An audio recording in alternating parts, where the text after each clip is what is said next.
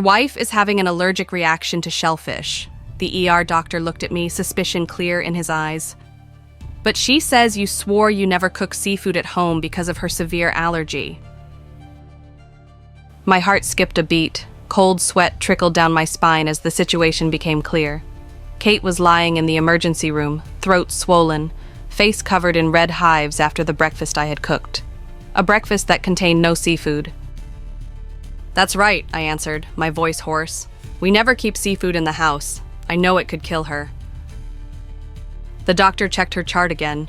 "So how is her body reacting to shellfish proteins if she didn't eat them?" At the same moment, a memory flashed. Kate coming home after midnight saying she'd been working late. The unfamiliar perfume when she kissed me goodnight. And now, her body betraying a secret her mouth had kept hidden. Who had eaten shellfish last night and then kissed my wife?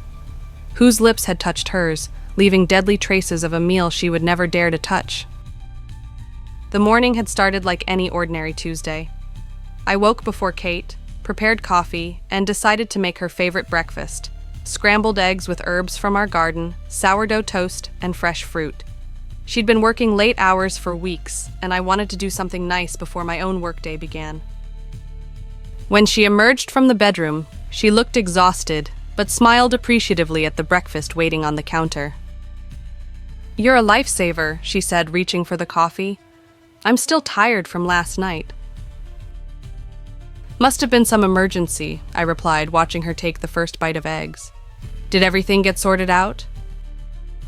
She nodded, mouth full, then suddenly stopped chewing. A look of confusion crossed her face, followed almost immediately by panic. She spat the food into her napkin, eyes widening. "David!" she gasped, one hand flying to her throat. Is there?" Her breath hitched, words failing as red blotches began appearing on her neck with alarming speed. I recognized the signs instantly, having witnessed this twice before in our 5 years together. Kate had a severe shellfish allergy, one that had sent her to the emergency room during our second date after a restaurant failed to mention the seafood stock in their soup. "There's no shellfish," I said, already moving toward the drawer where we kept her EpiPen. "Kate, I didn't cook with any seafood." Her eyes locked with mine for one terrible moment, confusion in hers, dawning realization in mine. The air between us seemed to crystallize as an impossible question formed. If I hadn't given her shellfish, how was she having an allergic reaction? "EpiPen!" she wheezed, red blotches now spreading across her cheeks. I administered the injection through her slacks into her outer thigh, holding the pen in place for the required 10 seconds while dialing 911 with my other hand. As I reported the emergency, I watched my wife's breathing gradually ease, the epinephrine doing its job. The terror in her eyes slowly transformed into something else, something that looked remarkably like guilt. The paramedics arrived within minutes, efficiently assessing her condition. Her vital signs were stabilizing, but they recommended taking her to the hospital for observation given the severity of her allergies. As they helped her onto the stretcher, I noticed something odd. She wouldn't meet my eyes. In the ambulance, I held her hand while the EMT monitored her vitals. She kept her gaze fixed on the ceiling, responding to the paramedic's questions with minimal answers. When he asked what she'd eaten in the past 24 hours, she mentioned only the breakfast I'd made and a salad at her desk the previous night. At the hospital, the ER doctor asked more detailed questions, his expression growing increasingly puzzled, as Kate insisted she hadn't consumed any shellfish. When he stepped out to order blood work, I finally asked the question burning in my mind. "Kate, if you didn't eat shellfish, why are you having this reaction?" She turned to me, eyes watery from medication. "I don't know, maybe cross-contamination somewhere?" But her voice wavered, lacking conviction. After 5 years together, I knew when my wife was lying. The doctor returned, reviewing her chart. "Mrs. Sullivan, your blood test shows elevated levels of tropomyosin, a protein specific to shellfish. This isn't cross-contamination. Your system is responding to actual shellfish proteins." Kate's face paled further, though I hadn't thought that possible. The doctor looked between us, sensing the tension. Sometimes we see this with kissing transmission, he said carefully. If someone has consumed shellfish and then had close contact with an allergic person, proteins can transfer. The clinical explanation hung in the air between us, its implications unmistakable. Kate had explicitly told me she'd been working late, alone at her office. If shellfish proteins had been transferred by a kiss, it hadn't been mine. The doctor, perhaps sensing he'd stepped into something complicated, excused himself to check on other patients. The silence in the small curtained area was deafening. "David," Kate started, her voice small. "Not here," I cut her off quietly. "We'll talk at home." She nodded, tears forming in her eyes. Whether from the allergic reaction or the situation, I couldn't tell. Perhaps both. They discharged Kate 2 hours later with prescriptions for antihistamines and instructions to follow up with her allergist. The drive home was silent, rain beginning to fall against the windshield, matching my darkening mood. My mind raced through possibilities, each more painful than the last, but all pointing to the same conclusion. My wife had been with someone else last night, someone who had eaten shellfish, someone who had kissed her, someone who had unknowingly sent her to the emergency room by leaving traces of their meal on her lips. Her body had betrayed the truth her words had hidden. Kate and I met at a charity auction 5 years ago. I was handling finances. She was coordinating corporate sponsors. I noticed her efficiency first, then her laugh, and finally the way she tucked her hair behind her ear when concentrating. Our first conversation happened over a spreadsheet discrepancy, of all things. She'd challenged my calculations with such confidence that I was intrigued, rather than offended. Our romance unfolded with the comforting predictability I'd always valued, dating for 14 months, moving in together after 2 years, marrying in a ceremony that satisfied both her desire for tradition and my preference for simplicity. We settled into a renovated brownstone in Chicago's Lincoln Park neighborhood, close enough to both our offices that we could sometimes meet for lunch. Kate's career as a corporate event planner complemented my work as an investment advisor. Both of us organized, detail-oriented, and ambitious without being cutthroat. We understood each other's late nights and work emergencies, sharing a language of professional commitment that made explanations unnecessary most of the time. Her shellfish allergy had been a constant consideration in our relationship. I'd purged my kitchen of all seafood before she moved in, learned to scan restaurant menus with the vigilance of a food safety inspector, and mastered the EpiPen technique during the first month we dated. Her allergy was severe enough that even kissing after I'd eaten shellfish could trigger a reaction, a fact we'd discovered unpleasantly early in our relationship. Things began changing subtly about 7 months ago. Kate's company landed several major clients, expanding her portfolio and responsibilities. Her hours grew longer, her work emergencies more frequent. There were new names mentioned in her work stories, particularly Ryan, a client from a tech firm whose events seemed perpetually complicated. I'd noticed other small shifts too. A new perfume she claimed was just something she'd picked up at the department store, more attention to her appearance on ordinary workdays, texts that she'd step away to answer, returning with explanations that seemed just slightly rehearsed. But I'd dismissed my concerns as insecurity. After all, we'd built 5 years of trust and transparency. We'd discussed having children next year. We had joint accounts and a shared calendar and Sunday morning traditions. The week before the allergic reaction had been particularly hectic for her. 3 late nights, 2 breakfast meetings, and constant texts about a major product launch she was coordinating. I'd seen her for perhaps 10 waking hours total, our conversations limited to logistical exchanges about dry cleaning and bill payments. The morning before everything changed, I'd found a receipt in her coat pocket while searching for my own keys.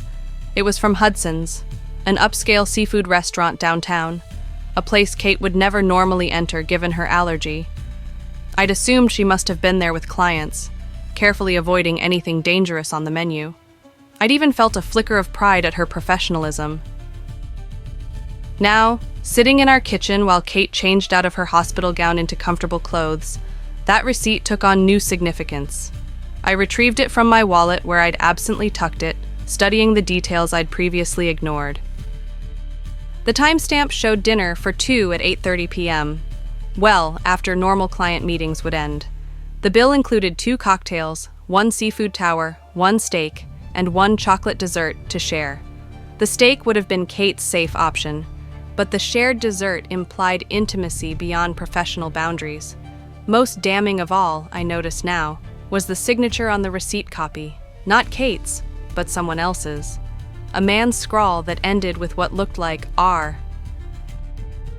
Outside, the afternoon rain had become a proper storm, winds whipping trees into frenzied motion. The turbulence seemed appropriate, a physical manifestation of the chaos suddenly unleashed in what I'd thought was a stable life. When Kate finally emerged from our bedroom in sweatpants and an old t-shirt of mine, the familiar domesticity of the scene almost undid me. This woman who moved through our home with such easy belonging was simultaneously a stranger harboring secrets that could destroy us. "We need to talk," I said, setting 2 mugs of tea on the coffee table, the receipt placed carefully beside them. "About Hudson's seafood." The color drained from Kate's face when she saw the receipt. Her fingers trembled slightly as she picked it up, examining it as if seeing it for the first time. "Where did you find this?" she asked, voice carefully controlled. "In your coat pocket yesterday morning? I was looking for my keys." I kept my tone even, watching her face for reactions. "At the time, I thought you were just having dinner with clients." She set the paper down, not meeting my eyes. I was. At 8:30 at night? Sharing dessert? With someone whose signature starts with R? Each question peeled back another layer of deception. "Is this what you were doing when you told me you were working late at the office?" Kate's hand moved unconsciously to her throat, where the hives had begun to fade but remained visible, physical evidence that couldn't be explained away. Her eyes darted around the room, as if searching for an escape route. "It's not what you think," she finally said, the cliché landing between us with a hollow thud. "What I think," I replied carefully, "is that you had dinner at a seafood restaurant with someone, that someone ate the seafood tower on this receipt. Then later, that person kissed you. And this morning, traces of shellfish proteins from that kiss triggered your allergic reaction to the breakfast I made." I leaned forward. Am I missing anything? The directness seemed to deflate her. She sank deeper into the couch, shoulders curving inward. "It was Ryan," she admitted quietly, "from Talaris Tech. We've been working closely on their product launch." "Working?" I repeated, the word bitter on my tongue. "It started as just that," she insisted. "Late meetings, strategy sessions. He's brilliant, David. The way his mind works." She trailed off, realizing this line of explanation wasn't helping. "We became friends, then more." "How much more?" I asked, though I already knew the answer. "We've been seeing each other outside of work for about 3 months." Her admission hung in the air between us, transforming suspicion into confirmed reality. "Last night was supposed to be the end of it. I told him I couldn't continue, that I wanted to recommit to our marriage." I laughed without humor and sealed that commitment with a kiss that nearly killed you. "It wasn't supposed to happen," she said, tears forming. "Dinner was just to tell him it was over. But he was upset, emotional. When we said goodbye in the parking garage, he kissed me. I didn't expect it." "And then you came home to me," I said flatly. "Lied about working late, got in bed beside me." She nodded, a tear tracking down her cheek. "I'm so sorry, David." The apology ignited something inside me, not rage, but a cold, clarifying anger. 3 months, Kate. 3 months of lying to my face every day, of inventing work emergencies, of letting me believe in a marriage that you were actively betraying. "It wasn't all a lie," she protested weakly. "What we have is real. I made a terrible mistake, got caught up in something that felt exciting and new, but I was ending it. That's why I was at dinner with him." "Convenient timing," I observed. "If your body hadn't betrayed you this morning, would you ever have told me?" Her silence was answer enough. I stood, needing physical distance. I'm going to ask you something, and I need the absolute truth. Has this happened before? Were there others before Ryan? No, she said immediately. Never. This was the first time I've ever... She stopped, unable to name what she'd done. I wanted to believe her, but doubt had taken root. If she could lie convincingly for 3 months, what else might she have hidden? I need to verify that, I said, the investment analyst in me requiring data before decisions. I need to see your phone, your emails, your credit card statements. Her head snapped up. That's not trust, David!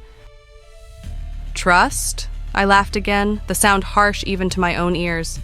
You forfeit the right to lecture me about trust when you're lying in our bed with another man's shellfish proteins on your lips. She flinched but didn't argue further. What do you want to see? Everything, starting with your phone. Kate retrieved her phone from her purse, unlocked it, and handed it to me without protest. Her compliance either a sign of genuine remorse or confidence that she'd already deleted anything incriminating. I began with her messages, finding conversations with Ryan T. that confirmed her timeline. The exchanges started professionally, gradually becoming more personal, then intimate, before the most recent messages discussed making a clean break and doing the right thing. I moved on to her photos, finding nothing explicit, but seeing Ryan's face for the first time, dark-haired, conventionally handsome, younger than me by a few years. There were casual photos of them at various locations, a coffee shop, a park, outside a theater, always in public, always looking like they could be colleagues rather than lovers, but the progression of physical proximity told its own story. Her email contained calendar invitations for fictional client meetings that matched evenings she'd been late coming home. Her rideshare history showed trips to addresses I didn't recognize. Her credit card statements revealed dinners, drinks, even a hotel bar charge from 6 weeks earlier. Each new piece of evidence landed like a physical blow, dismantling any possibility that this had been a momentary lapse rather than a sustained deception. Throughout my investigation, Kate sat silently, watching me uncover the parallel life she'd been living. "The hotel?" I finally asked, indicating the charge. "We had drinks at the bar," she said quickly. "Nothing more happened there. That was earlier before..." She trailed off again. "Before you slept with him," I finished for her, needing to hear the reality stated plainly. She nodded, fresh tears spilling. It only happened twice, both times at his apartment. The specificity of her confession suggested truthfulness, but I no longer knew if I could trust my judgment where Kate was concerned. I set her phone down, suddenly exhausted by the weight of all I'd learned. "I need some air," I said, standing abruptly. "I can't be in this house right now." "David, please," she reached for my hand. "Can we talk about this, about how to fix it?" I pulled away, unable to bear her touch. "What exactly do you think there is to fix, Kate? You've been living a double life for months. You've lied to me daily. You've shared your body with someone else. Our entire marriage is built on a foundation that you've been systematically undermining." "People make mistakes," she insisted. "Marriages survive affairs. We can get counseling, rebuild..." "This wasn't a mistake," I interrupted. "A mistake is forgetting an anniversary or saying something hurtful in anger. This was thousands of deliberate choices made day after day. Every time you created a fake work emergency, every time you texted him from our home, every time you let me believe you were someone you're not."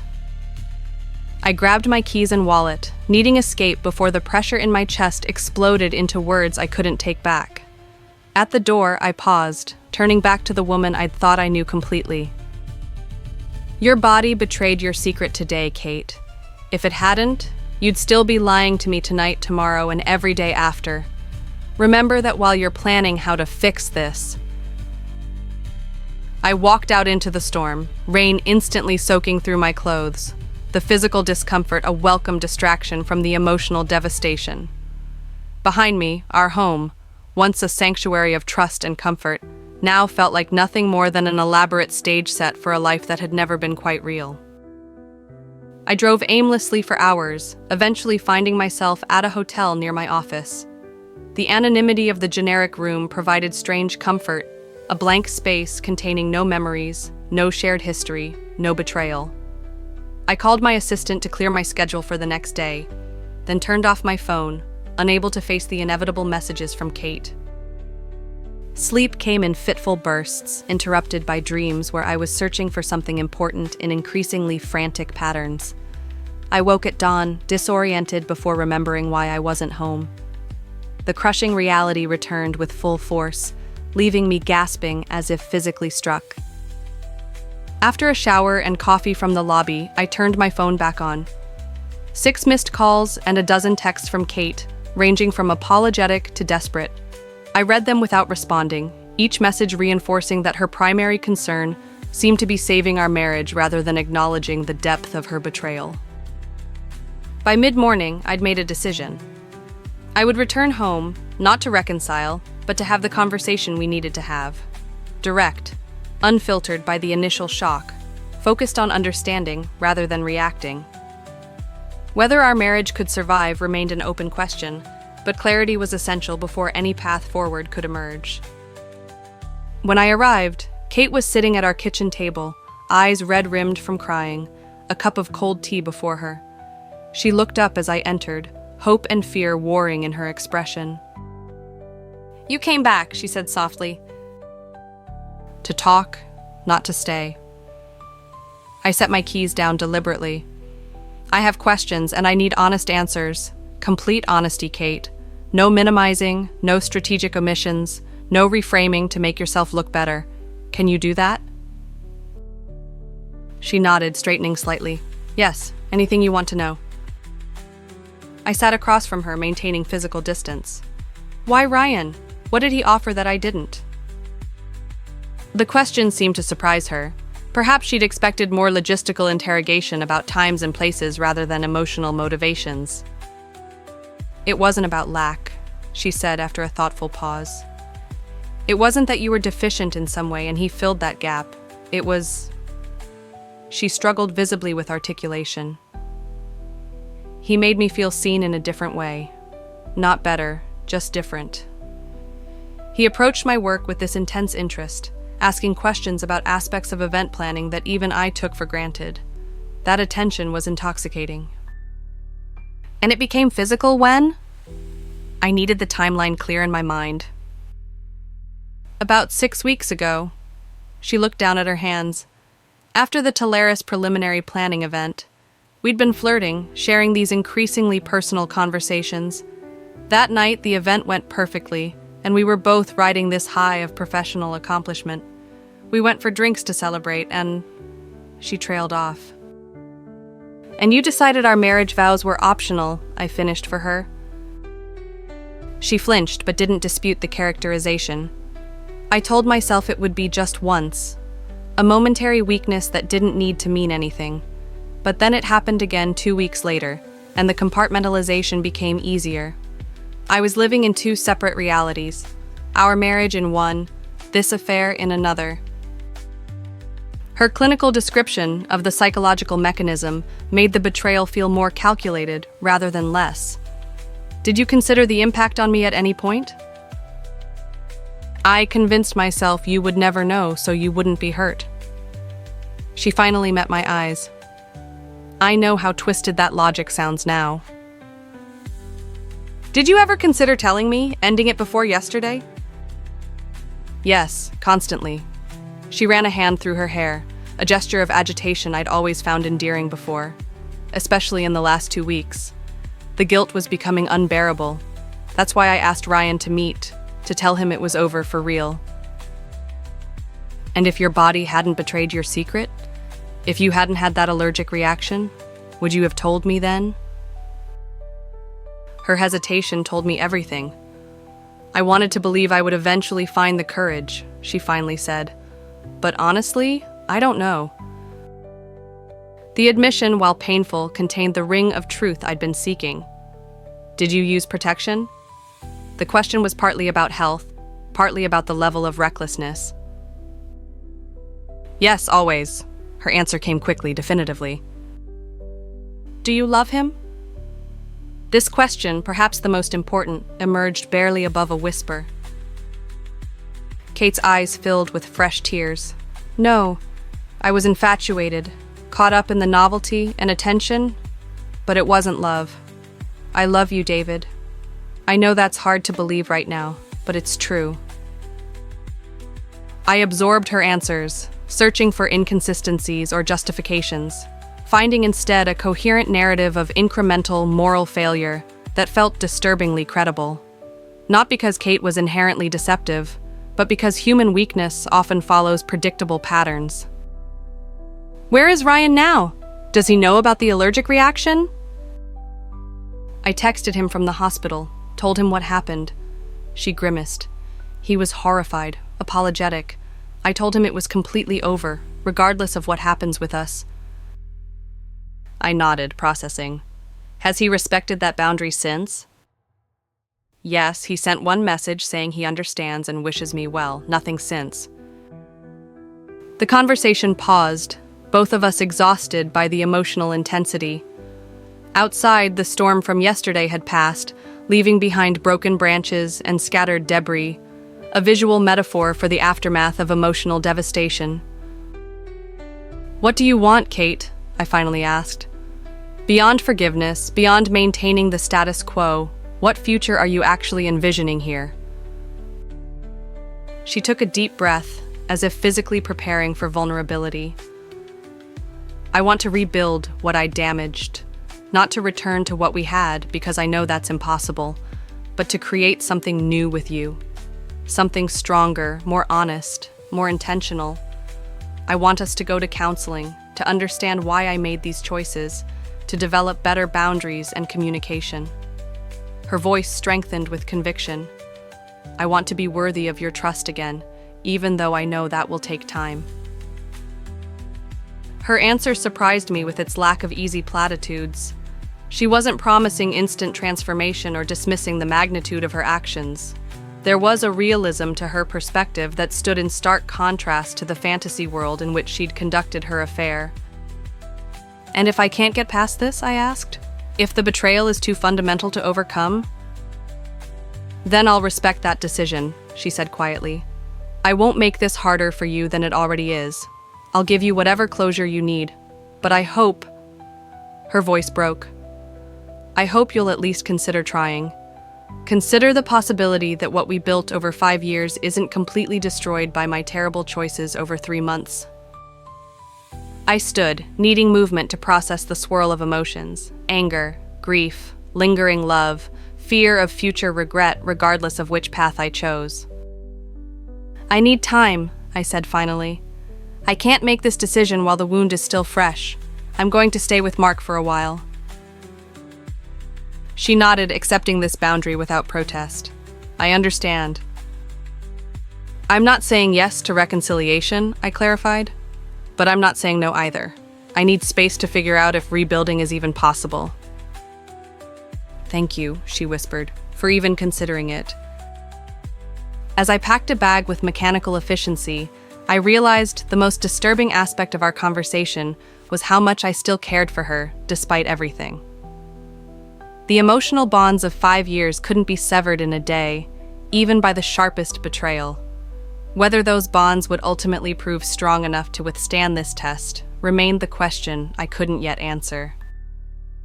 My friend Mark welcomed me without judgment, setting me up in his spare room with quiet efficiency. When I explained the situation in broad strokes, he offered neither platitudes about forgiveness nor angry condemnations of Kate. Instead, he simply said, "Take whatever time you need. Figure out what you want before making any permanent decisions." The first week passed in a fog of professional functionality and private devastation.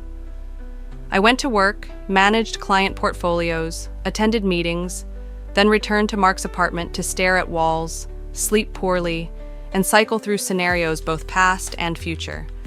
Kate texted daily with simple messages. No pressure, no manipulation, just brief acknowledgments of her continued remorse and commitment to respecting my space. By the second week, the shock had faded enough for rational thought to emerge through the emotional static. I began listing pros and cons of various paths forward: reconciliation, separation, divorce.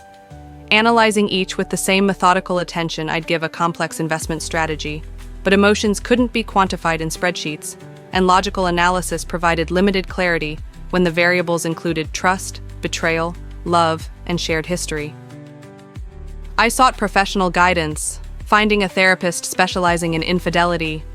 Dr. Bennett offered perspective without prescription, helping me understand that my conflicted feelings were normal, that healing would follow no predetermined timeline, that forgiveness and reconciliation were separate decisions rather than automatic companions. Many people believe they must immediately choose between leaving and forgiving, she explained during our second session. But actually, you have more options. You can leave without forgiving. You can forgive without reconciling. You can reconcile while still processing anger. The important thing is making choices aligned with your values rather than reactions to pain. This framework provided breathing room, permission to thoroughly evaluate all aspects of my situation without artificial urgency. I wasn't deciding the rest of my life in one traumatized moment, but gradually discerning the path that best served my long-term well-being. By the third week, I agreed to meet Kate for coffee on neutral ground. The cafe we chose had no history for us, no anniversary dinners, no Sunday brunches, no shared memories to complicate the present moment. She arrived early, visibly nervous but restrained, allowing me to guide the interaction's tone and boundaries. We discussed practical matters first: bill payments, home maintenance, mail forwarding, before cautiously approaching emotional territory. "I've started therapy," she offered. "Twice weekly sessions focused on understanding why I made these choices." "What have you learned?" I asked, genuinely curious rather than accusatory. "That I've been conflict avoidant my entire life," she said thoughtfully. "I created this alternate reality partly to avoid addressing dissatisfactions I couldn't even fully articulate. Not justifying it, just understanding the mechanism." Her insight surprised me. I'd expected defensiveness or strategic self-improvement narratives designed to earn forgiveness. Instead, she offered genuine self-reflection, without expectation of immediate redemption. We agreed to weekly conversations moving forward, structured check-ins that would allow gradual rebuilding of communication without the pressure of restoration on artificial timelines. Each meeting would end with clear boundaries about the next contact, preventing anxiety or miscommunication between interactions. During this period, well-meaning friends and family offered conflicting advice, some insisting that infidelity was an unforgivable deal-breaker, others suggesting that all marriages face challenges requiring forgiveness. I listened politely while recognizing that these perspectives reflected their values and experiences, rather than universal truths applicable to my situation. The fourth week brought my first major emotional setback, discovering a photo Kate had missed when deleting evidence of her affair. The image showed nothing explicit, just Kate and Ryan laughing together at what appeared to be a waterfront restaurant, casual happiness radiating from their expressions. The intimacy of their shared joy triggered renewed anger and humiliation, emotions I thought I'd begun processing effectively. I called Dr. Bennett for an emergency session, my carefully maintained composure cracking under resurging pain. "Healing isn't linear," she reminded me.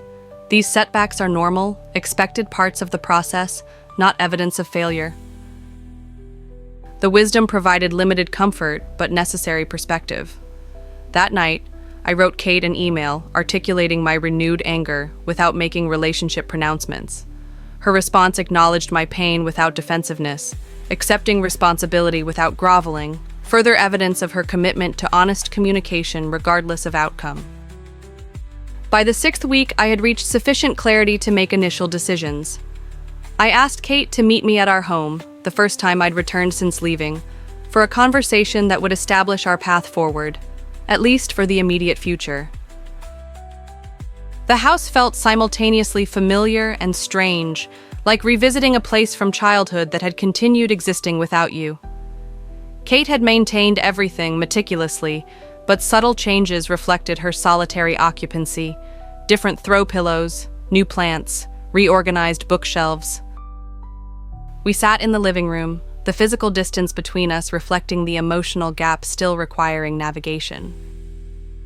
"I've been doing a lot of thinking," I began, "about what happened, about why it happened, about what it means for us moving forward." Kate nodded, waiting without interruption. "I'm not ready to come home," I continued.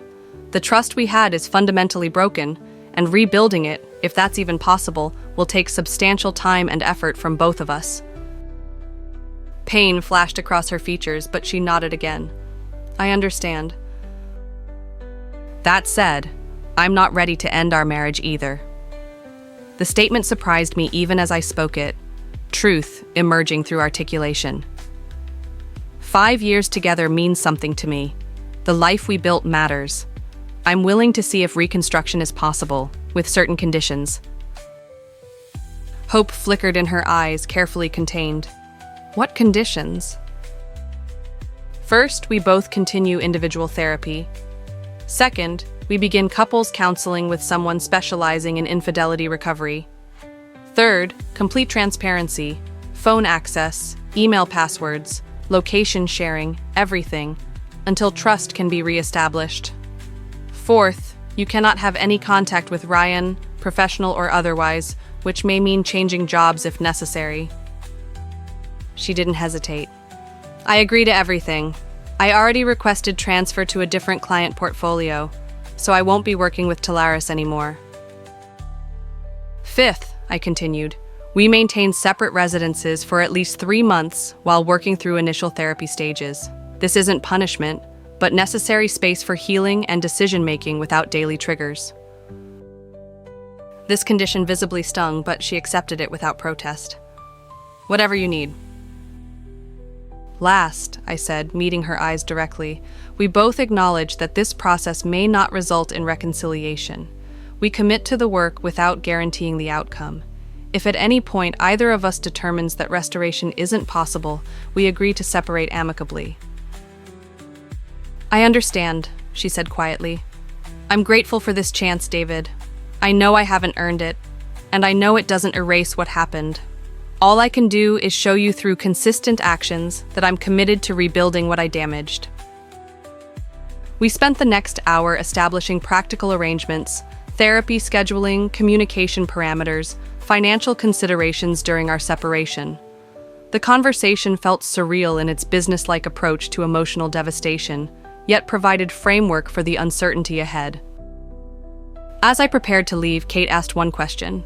"What made you willing to try? After everything that happened, what tipped the balance toward even considering reconciliation?" I considered the complex interplay of factors. Love that remained despite betrayal, 5 years of mostly happy marriage, research suggesting some relationships emerge stronger after infidelity with proper support, fear of future regret if I walked away without genuine effort. "2 things," I finally answered. "First, your response since discovery has shown consistent accountability without manipulation. You've respected my boundaries, owned your actions, and demonstrated genuine remorse beyond self-protection." She waited for the second reason, vulnerability evident in her expression. "And despite everything," I continued, "when I imagine my future, you're still in it. Not as you were, not as we were, but as something new we might become. That possibility seems worth exploring, even knowing it might not materialize." As I drove back to Mark's apartment, emotions churned beneath my carefully maintained composure. Grief for what had been lost, cautious hope for what might yet emerge, fear that this decision would lead to further pain. The one certainty was that nothing would be resolved quickly or easily. Recovery, if possible, would require sustained effort, uncomfortable honesty, and courage from both of us. Whether our marriage would ultimately survive remained an open question. But I had given myself permission to discover the answer through process rather than reaction. A decision that felt aligned with my deepest values, regardless of the eventual outcome. The reconciliation process began with structured professional support. Our couples therapist, Dr. Miranda Chavez, specialized in infidelity recovery and established clear protocols for our sessions, frameworks for productive discussion, boundaries for emotional safety, homework assignments for rebuilding connection. Recovery from infidelity typically progresses through recognizable stages, she explained during our first session. Initial crisis and destabilization, which you've been navigating. Information gathering and disclosure, which you've partially completed. Processing the impact, which we're beginning now. And eventually, if appropriate, moving toward forgiveness and reconnection. Kate and I sat on opposite ends of Dr. Chavez's couch, physical distance reflecting our emotional state.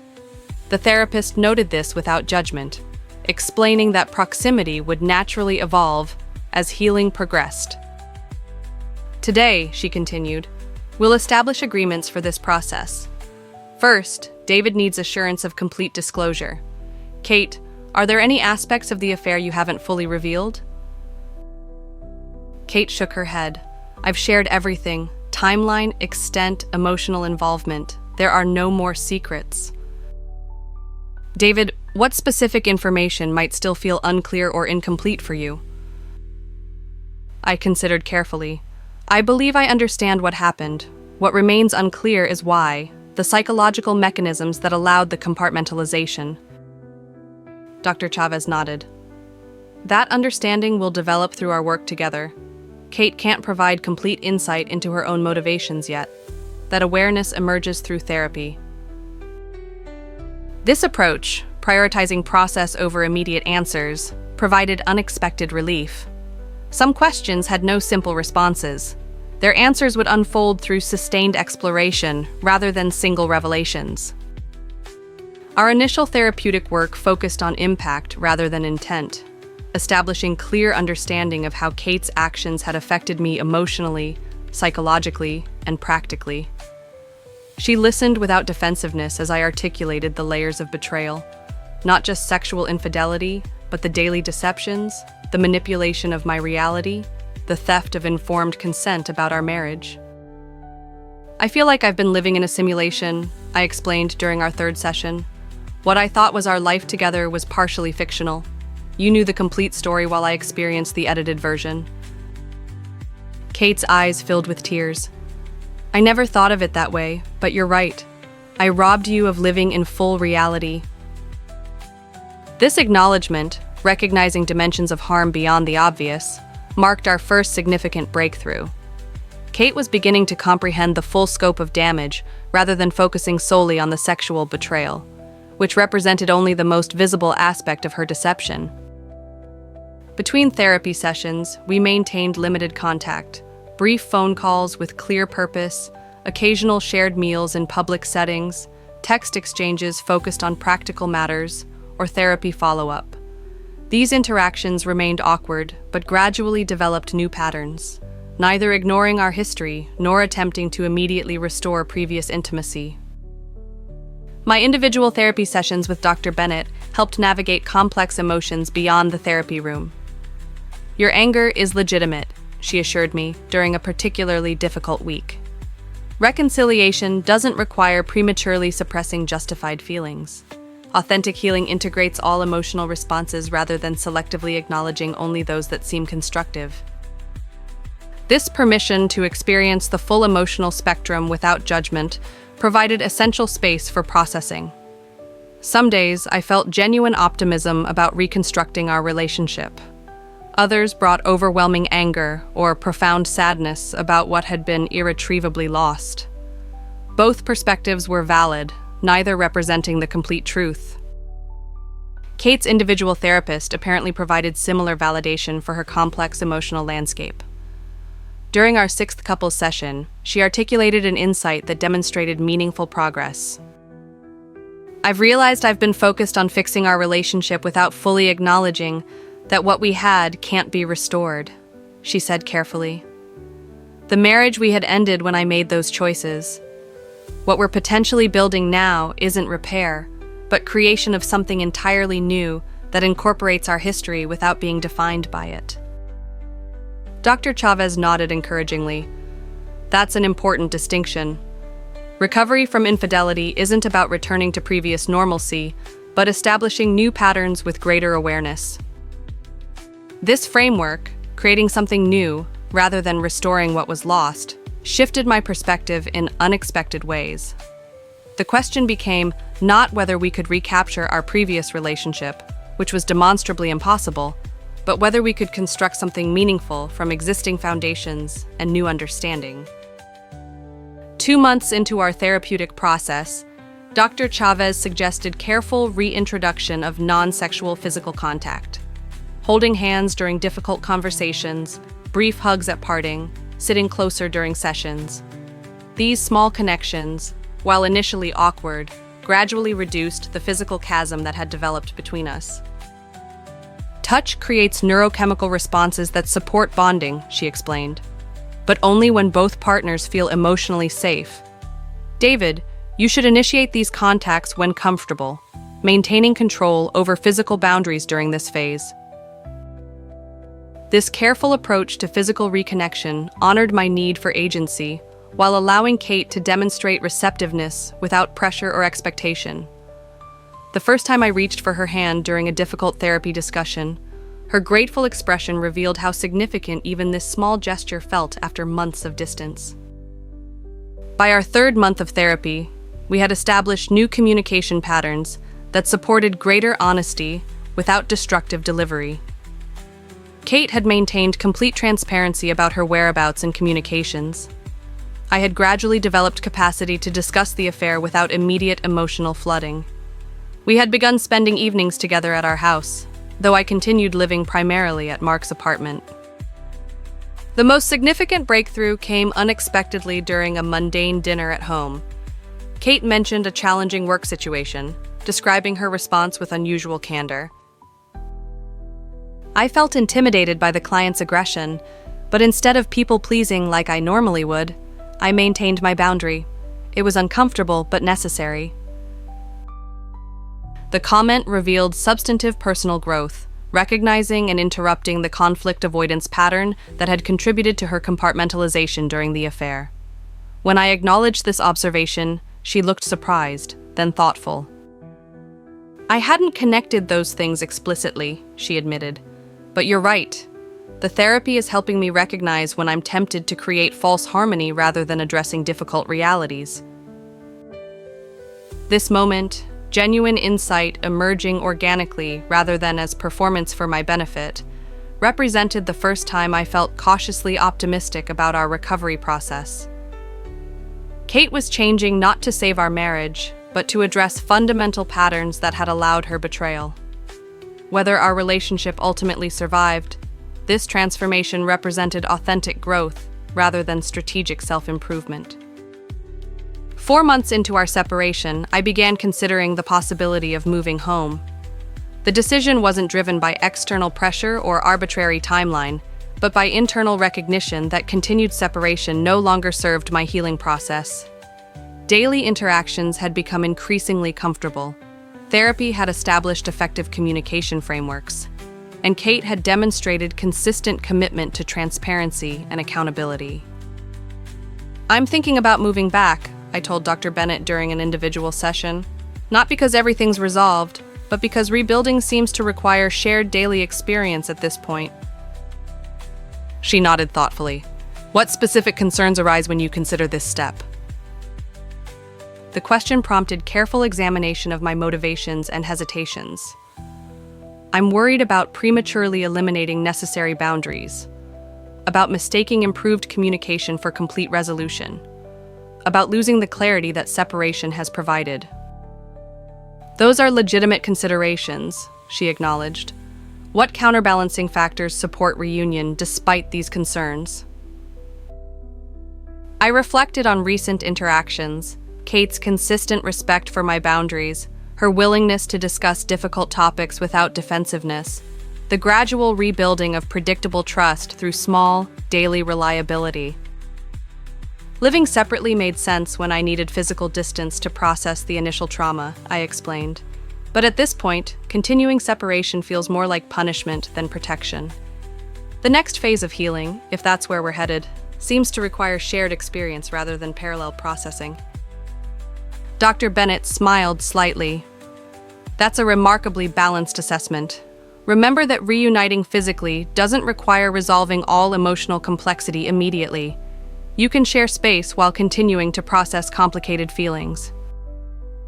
The conversation provided necessary permission to advance our reconciliation process without pretending complete resolution. When I raised the possibility with Kate that evening, her measured response further confirmed her growth. "I would love that," she said carefully, "but only if you're genuinely ready. This needs to follow your timeline, not mine. And moving home doesn't mean we stop therapy or pretend everything's fixed." Her awareness of these distinctions, recognizing that physical reunion represented one step in ongoing recovery rather than completion of the process, demonstrated emotional maturity that supported my decision. We agreed I would move back the following weekend, maintaining our therapy schedule and continuing transparent communication about emerging challenges. The transition proved simultaneously easier and more difficult than anticipated. Practical reintegration happened smoothly. My belongings returned to familiar spaces, daily routines reestablished with minimal friction. Emotional readjustment presented greater challenges, moments of unexpected tension when passing the bedroom, reflexive checking of Kate's phone despite her consistent transparency, occasional flashbacks when certain topics arose in conversation. These responses aren't failure, Dr. Chavez assured us during our next session. They're normal aspects of reconciliation that gradually diminish through continued honest communication and positive shared experiences. 5 months into our reconciliation process, we faced our first significant test when Kate's company announced major restructuring. Her department would merge with another division, which included Ryan's team. "I'll resign," she said immediately upon learning the news. "I already have some leads on positions with other firms." The decision aligned with our agreement that she would maintain no contact with Ryan, professional or personal. Her unhesitating prioritization of our healing process over career convenience demonstrated meaningful commitment to rebuilding trust. "What if there's another option?" I suggested after careful consideration. "If you could transfer to a different division within the company rather than starting over elsewhere?" Kate looked surprised. "That might be possible, but it would still mean occasionally seeing him in the building, maybe at company events. I don't want to create any situation that makes you uncomfortable." "I trust your commitment to our boundaries," I said, surprising myself with the realization that this statement was now true. Complete avoidance might be unnecessary if we have clear protocols for workplace interaction. This conversation represented significant progress for both of us. Kate prioritizing our relationship above professional convenience, me developing sufficient trust to consider solutions beyond absolute restriction. Together with Dr. Chavez, we established appropriate workplace boundaries that honored our reconciliation process, while allowing Kate to maintain her career trajectory. 6 months after discovery, we reached what Dr. Chavez described as the meaning-making phase of recovery, developing shared understanding of what had happened, why it had happened, and how our relationship might transform in response. This stage involved deeper exploration of contributing factors without minimizing personal responsibility. I created opportunities for boundary violations when I prioritized professional advancement over relationship maintenance, I acknowledged during one particularly honest session. "That doesn't excuse your choices, but it helps me understand the context in which they occurred." Kate nodded, equally reflective. "And I allowed work validation to substitute for addressing underlying insecurities rather than bringing those needs into our relationship where they belonged." These mutual acknowledgments represented sophisticated understanding of relationship dynamics without distributing blame or minimizing accountability. We were developing nuanced perspective on how individual choices, interaction patterns, and external circumstances had created vulnerability, valuable awareness for preventing future betrayal, regardless of our ultimate relationship outcome. The most profound indicator of healing emerged gradually through this period: the return of genuine laughter, spontaneous affection, and unguarded conversation. These natural connections couldn't be forced or strategically implemented, but emerged organically as trust incrementally rebuilt through consistent reliability. 7 months after discovery, during a weekend hike in nearby forest preserve, Kate paused on the trail and turned to me with unexpected vulnerability. "I know we're still healing," she said carefully, "but I need to tell you something important. I love you more consciously now than I ever did before. Not despite what happened, but including it. Seeing you respond to unimaginable pain with such integrity has deepened my respect immeasurably." The statement contained no request or expectation, simply honest acknowledgement of her evolving perspective. My response emerged with equal authenticity. "I'm not the same person I was before this happened. Neither are you. Sometimes I grieve that, the innocent versions of ourselves who existed before betrayal. But I'm beginning to recognize that these new versions of us, tempered by painful experience, may eventually create something more meaningful precisely because we understand what's at stake." The exchange represented neither dramatic reconciliation nor guaranteed happily ever after, but honest recognition of our continuing journey. Whether our marriage ultimately thrived remained uncertain, dependent on countless future choices rather than single moments of insight. What had become clear was that authentic healing remained possible even after profound betrayal, not through minimizing harm or prematurely declaring restoration, but through sustained commitment to understanding, accountability, and gradual rebuilding of foundational trust.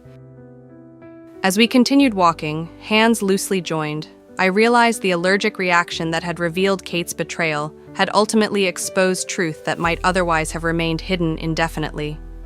The physical manifestation had forced confrontation with reality we both needed to face, however painful the process. Like the discomfort of medical treatment, the revelation had initiated necessary healing that, while excruciating, created possibility for genuine recovery rather than continued infection beneath an apparently healthy surface. 2 years after Kate's allergic reaction revealed her affair, we sat on our back deck watching fireflies emerge in the summer twilight. So much had changed since that devastating morning. Our relationship rebuilt not into its previous form, but something markedly different, constructed with hard-earned wisdom from the wreckage of what had been destroyed. "I was thinking about Dr. Chavez today," Kate said, sipping wine from a glass that caught the fading sunlight. "Remember when she told us that successful reconciliation isn't about returning to the marriage you had, but building something better informed by difficult experience?" I nodded, remembering the early therapy sessions when such transformation seemed impossible. She was right.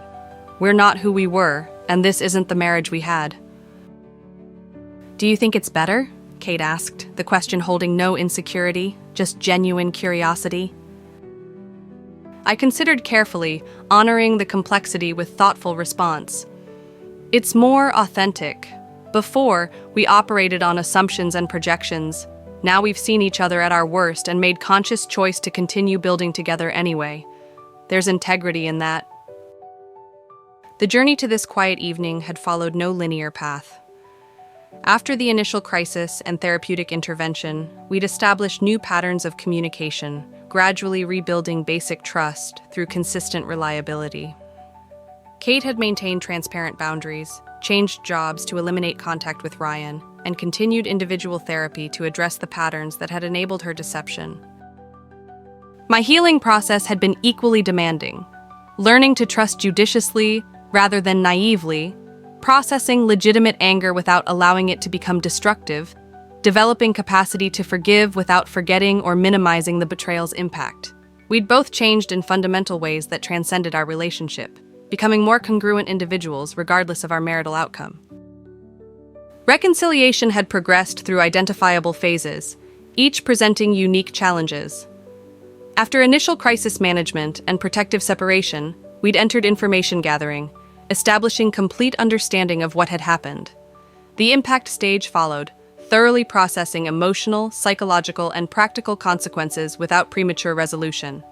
Meaning-making came next, developing shared understanding of contributing factors without distributing blame. Only then could genuine forgiveness begin emerging, not as singular moment, but gradual process of releasing resentment while maintaining appropriate boundaries. The final stage, which Dr. Chavez called integration, involved incorporating the affair into our shared narrative without allowing it to dominate our identity as a couple. This phase had been perhaps the most challenging, acknowledging the betrayal as a significant chapter in our story without remaining perpetually defined by that single experience.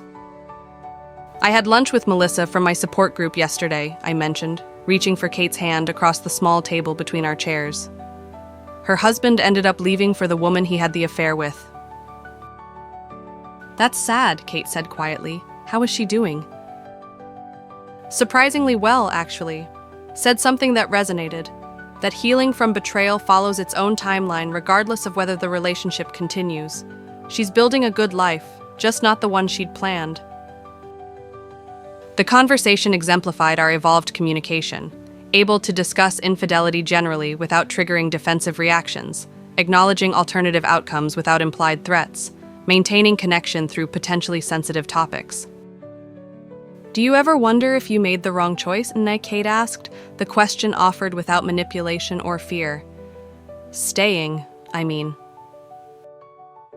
2 years earlier, such direct inquiry would have seemed impossible, either too threatening to ask or too volatile to answer honestly. Now, it represented the foundation of our rebuilt relationship, capacity for uncomfortable conversations without emotional flooding or strategic communication. Sometimes, I acknowledged, matching her honesty with my own. Not because I'm unhappy, but because healing would have been simpler along a different path. Leaving means processing betrayal once, then building something entirely new. Staying means continuous integration of painful history with present connection. She nodded, understanding the distinction. I'm grateful every day that you chose the harder path. Not because it was easier for me, it wasn't, but because what we've built through this process feels more valuable precisely because of its cost. The sentiment captured our shared understanding. That meaningful connection following betrayal emerges not through minimizing harm or pretending complete resolution, but through sustained commitment to growth despite inevitable setbacks and continuing complexity. Our marriage now contained seemingly contradictory truths, held in productive tension. Kate had betrayed me in fundamental ways and had subsequently demonstrated profound integrity and accountability. I had experienced legitimate devastation and had eventually developed capacity for meaningful forgiveness without denying impact. These parallel realities coexisted within our relationship, neither canceling the other, but creating nuanced understanding impossible before our shared crisis. Professional success had accompanied our personal reconstruction. Kate had established her own event planning consultancy, building reputation for exceptional client service while maintaining healthier work-life balance. I had advanced to partnership at my investment firm, the emotional intelligence developed through our recovery process enhancing my client relationships in unexpected ways. Remember when we couldn't imagine ever feeling normal again? Kate asked, watching the first stars appear above our yard. When every interaction felt loaded with subtext and history? Now we're just boring suburban professionals discussing investment strategies for our vacation fund, I replied with mock solemnity that made her laugh. The ease between us hadn't erased our history, but incorporated it into broader context. The affair remained a significant chapter in our story without constituting the entire narrative. We'd developed capacity to reference it when relevant without emotional flooding, a skill that had seemed impossible during early recovery stages. Not completely boring, Kate corrected, smile warming her expression. We still have moments worth highlighting in any marriage manual. She referred to our intimate connection, which had required particularly careful rebuilding following betrayal. Physical intimacy had resumed only after establishing emotional safety, developing incrementally rather than rushing toward false normalcy. The process had ultimately created deeper connection, precisely because it required explicit communication rather than assumptions. Another paradoxical outcome of our painful journey. The transformation extended beyond our marriage to wider relationship patterns. Kate had developed healthier professional boundaries, recognizing and interrupting people-pleasing tendencies before they created problematic situations. I had improved emotional articulation, expressing needs directly rather than expecting intuitive understanding. These changes enhanced not only our connection, but all significant relationships in our lives. Most profound was our evolved understanding of trust, not as blind faith, but informed confidence based on demonstrated consistency. Kate had earned renewed trust through sustained transparency and accountability. I had developed capacity to extend appropriate trust without either naive vulnerability or perpetual suspicion. This balanced approach represented sophisticated integration rather than simplistic recovery. "I saw Ryan last week," Kate said suddenly, the disclosure offered without hesitation or guilt. "At the industry conference downtown. First time since everything happened." 2 years earlier, such revelation might have triggered crisis. Now it represented ordinary communication within established parameters of transparency. After Kate changed employers, we'd agreed that incidental professional contact required disclosure without constituting boundary violation. This agreement acknowledged realistic likelihood of occasional interaction in their shared industry while maintaining appropriate accountability. "How was that?" I asked, genuinely curious rather than threatened. "Awkward," she admitted. "We acknowledged each other politely but didn't speak beyond brief hello. He's married now, apparently." "Interesting," I noted without emotional charge. "Hopefully with better boundaries than before." The exchange demonstrated our progress, capacity to address potentially triggering topics without defensiveness or avoidance. Kate's immediate disclosure reflected internalized commitment to transparency rather than externally imposed requirement. My measured response showed genuine healing rather than superficial forgiveness masking continued insecurity.